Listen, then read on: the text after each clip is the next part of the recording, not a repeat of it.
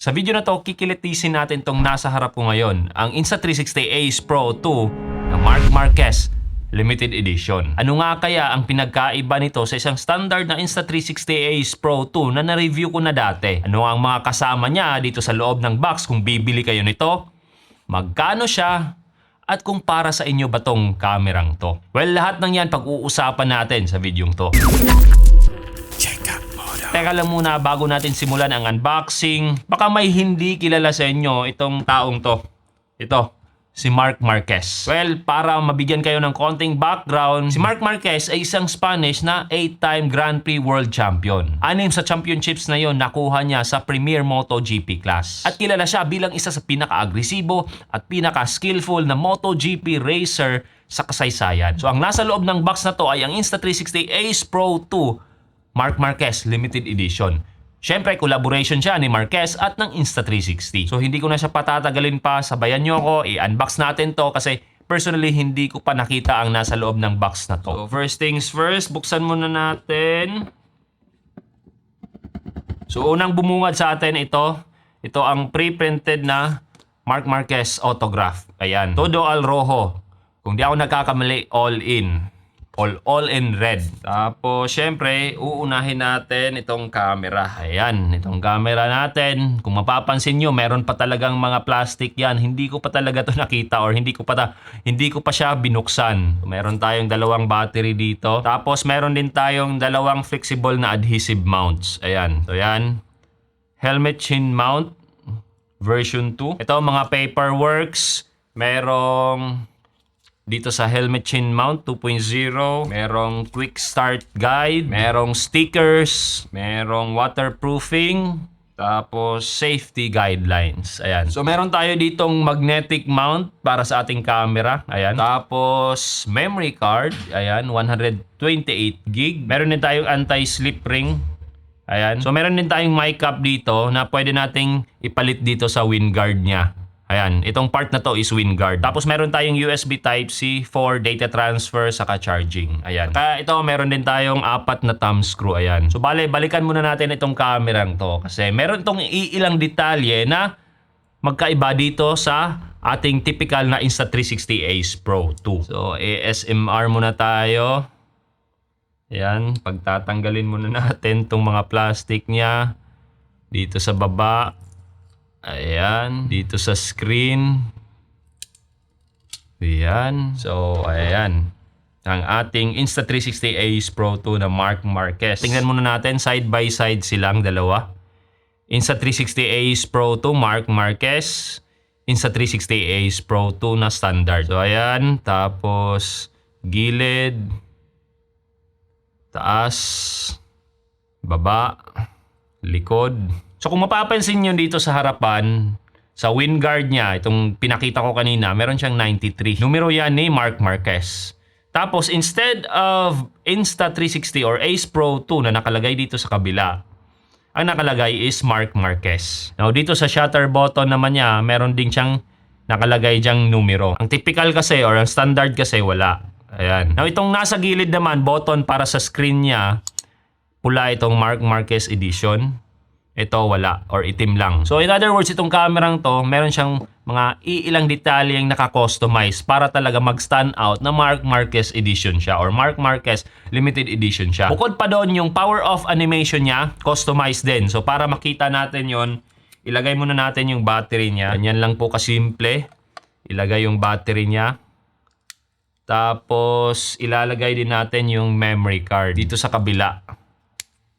Diyan. So, first time ko siyang i-turn on. Ayan. First time, English ang ating pipiliin. So, please download yung Insta360 app. So, kailangan ko pa siyang i-activate. Pero, yung sinabi ko kanina, meron siyang customized na power off animation. Yun, ipapakita ko sa inyo. Ayan, tingnan nyo.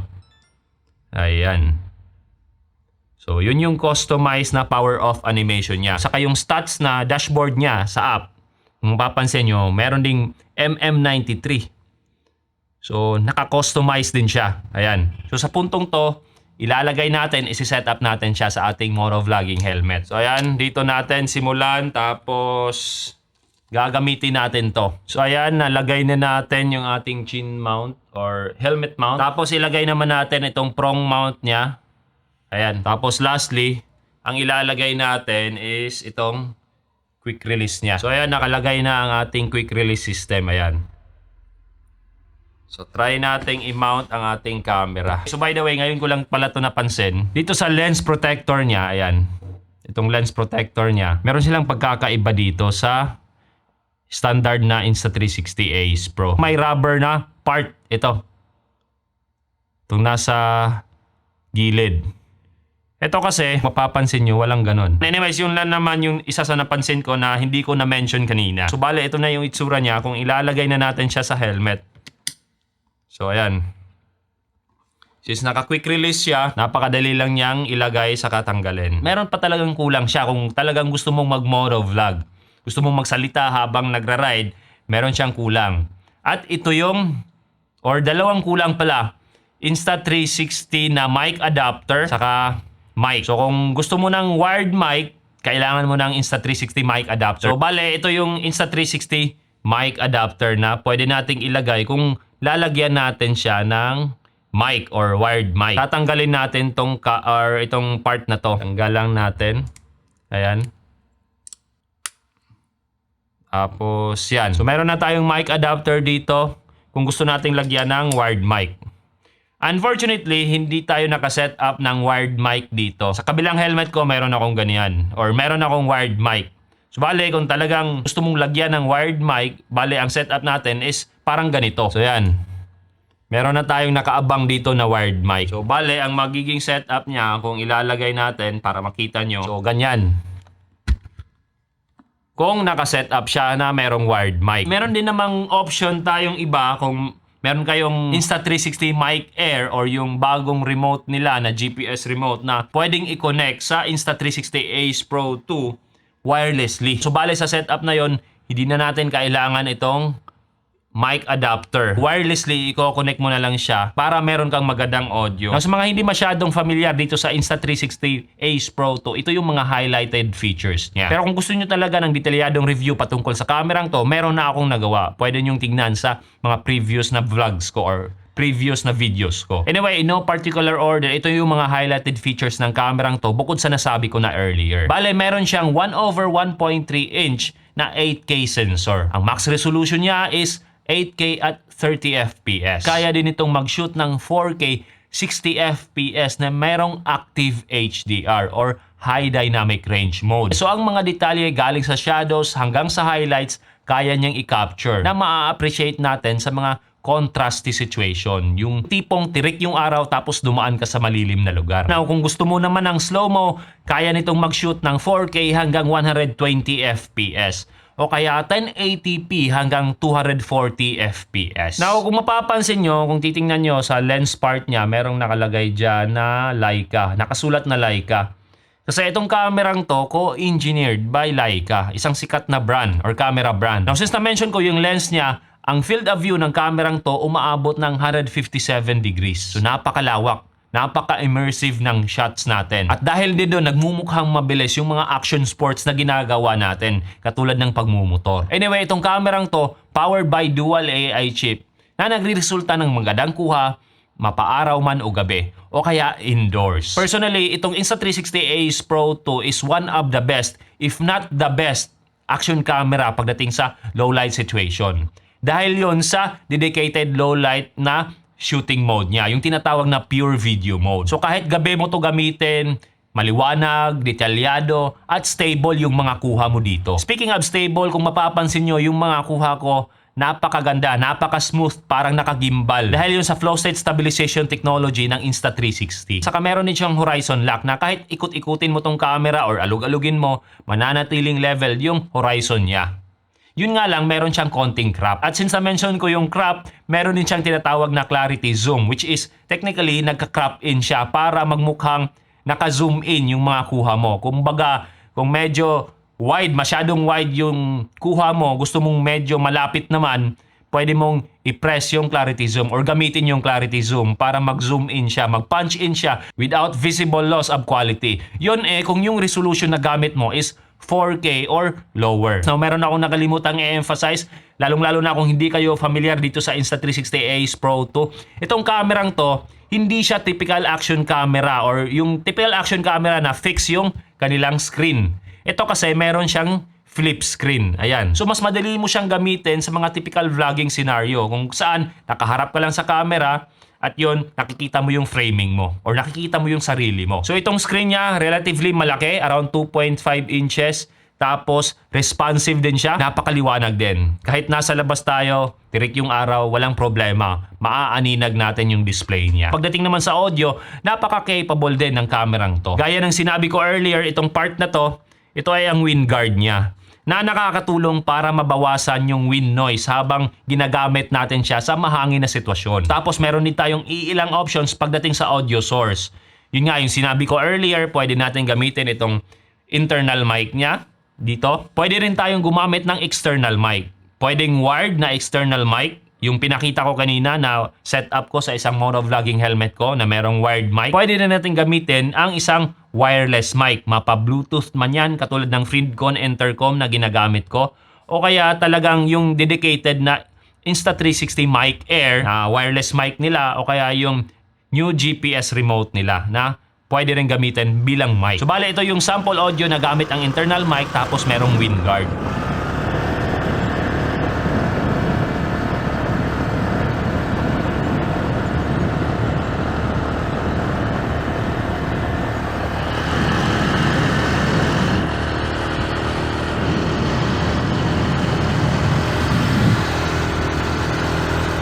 Ito naman yung audio natin na naka-mic adapter tapos naka-wired mic. Gas station na pinapakargahan ko.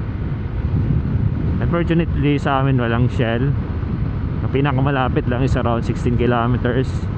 Now, itong pupuntahan ko ngayon is not Shell but Petron, which is around 26 kilometers. Tapos ito naman yung sample audio kung naka-wireless setup tayo gamit ang Freedcon intercom tapos naka-dual track recording. Ayan, naka-dual track recording tayo.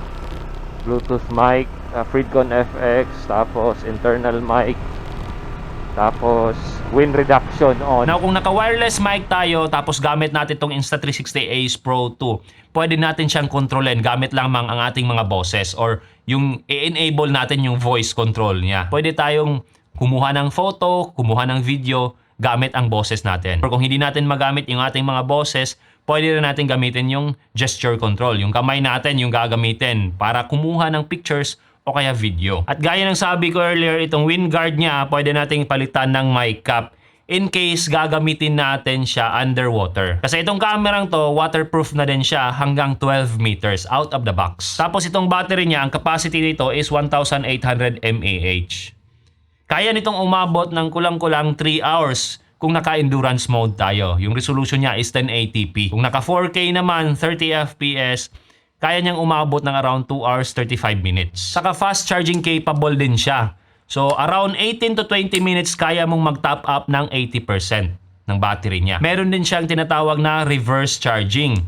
So kung meron tayong ibang gadgets na nagkukulang na ng battery, saksak lang natin siya dito tapos enable natin yung reverse charging. So for example, cellphone, pwede nating i-charge yung ating cellphone. By the way, itong lens protector niya, removable, saka user replaceable. So in case man magasgas to, pwede nating tanggalin, bumili tayo ng bago, i-replace lang natin. Saka bago ko makalimutan, capable na rin ang kamerang to na kumuha ng around 50 megapixels na photo. Saka isa sa pinaka-unique na feature ng kamerang to, kaya mo mag-edit ng videos na hindi gumagamit ng computer o kaya cellphone. Yes, tama yung narinig nyo. Kasi itong kamerang to, pwede kang mag-trim o kaya kumuha ng mga highlights at mag-merge ng mga highlights na yon dito sa camera niya or dito lang sa camera. So yun yung mga smart features niya. Actually marami. Una, pwede kang mag-cancel ng recording. So habang naka-record ka, long press mo siya, ika-cancel out niya yung recording na yon kung hindi mo nagustuhan. Pangalawa, pwede kang mag-pause at mag-continue ng recording mo. So for example, andito ako sa kwarto, gusto kong i-continue yung recording ko na nasa labas na, pwede ko siyang i-pause muna. Tapos ipagpapatuloy ko na lang siya dito doon sa labas. Pwede ko ring i-continue yung natapos ko ng mga video. So punta lang ako sa gallery ko, tapos tingnan ko yung video na gusto kong i-continue, tapos press ko yung continue. So, pwede rin yon. Pangatlo, kung meron akong napakahabang video na hindi ko naman gagamitin lahat, pipiliin ko lang yung mga highlights na gusto ko.